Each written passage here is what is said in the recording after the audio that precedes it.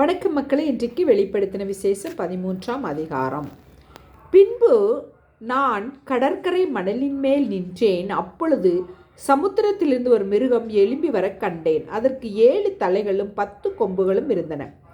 அதன் கொம்புகளின் மேல் 10 முடிகளும் அதன் தலைகளின் மேல் தூஷணமான நாமமும் இருந்தன.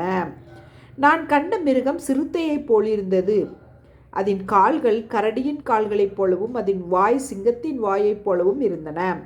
வலுசர்ப்பமானது தன் பலத்தையும் தன் சிங்காசனத்தையும் மிகுந்த அதிகாரத்தையும் அதற்கு கொடுத்தது. அதன் தலைகளில் ஒன்று சாவுக்கேதுவாய் காயப்பட்டிருக்க கண்டேன். ஆனாலும் சாவுக்கேதுவான அந்த காயம் சொஸ்தமாக்கப்பட்டது.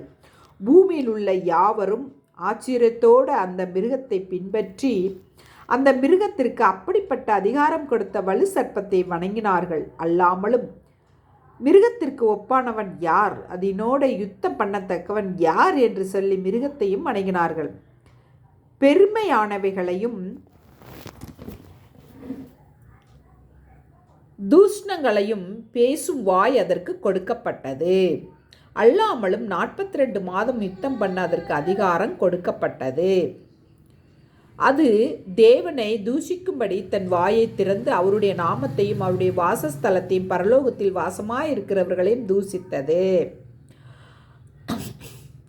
மேலும் பரிசுத்தவான்களோடு யுத்தம் பண்ணி அவர்களை ஜெயிக்கும்படிக்கு அதற்கு அதிகாரம் கொடுக்கப்பட்டதும் அல்லாமல் ஒவ்வொரு கோத்திரத்தின் மேலும் பாசைக்காரர் மேலும் ஜாதிகள் மேலும் அதற்கு அதிகாரம் கொடுக்கப்பட்டது.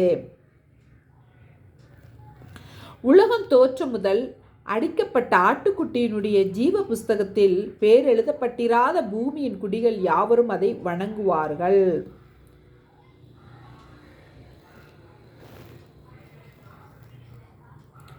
காது உள்ளவன் எவனோ அவன் கேட்க கடவன். சிறைப்படுத்தி கொண்டு போகிறவன் சிறைப்பட்டு போவான். பட்டயத்தினாலே கொல்லுகிறவன் பட்டயத்தினாலே கொல்லப்பட வேண்டும்.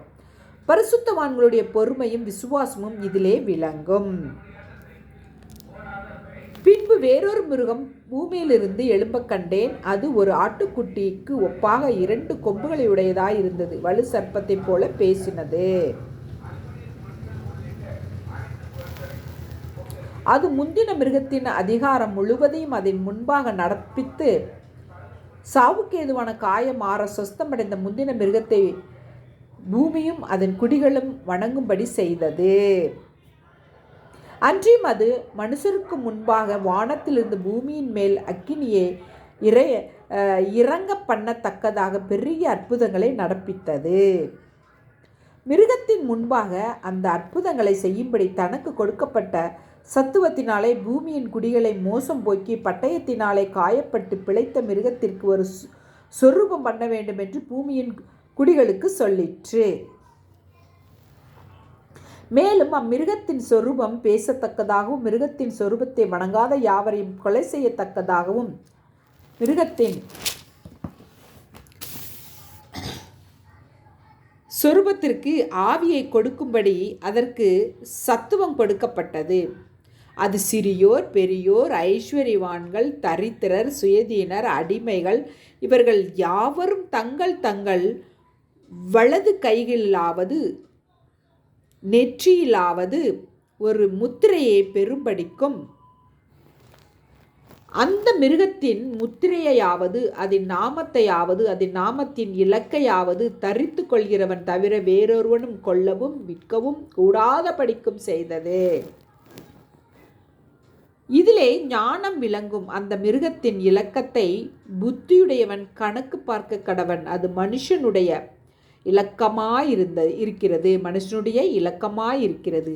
அதனுடைய இலக்கம் 666. ஆமேன். மக்களை, வீடியோ பிடிச்சிருந்தால் லைக் பண்ணுங்கள், ஷேர் பண்ணுங்கள், சப்ஸ்கிரைப் பண்ணுங்கள். தேங்க்யூ.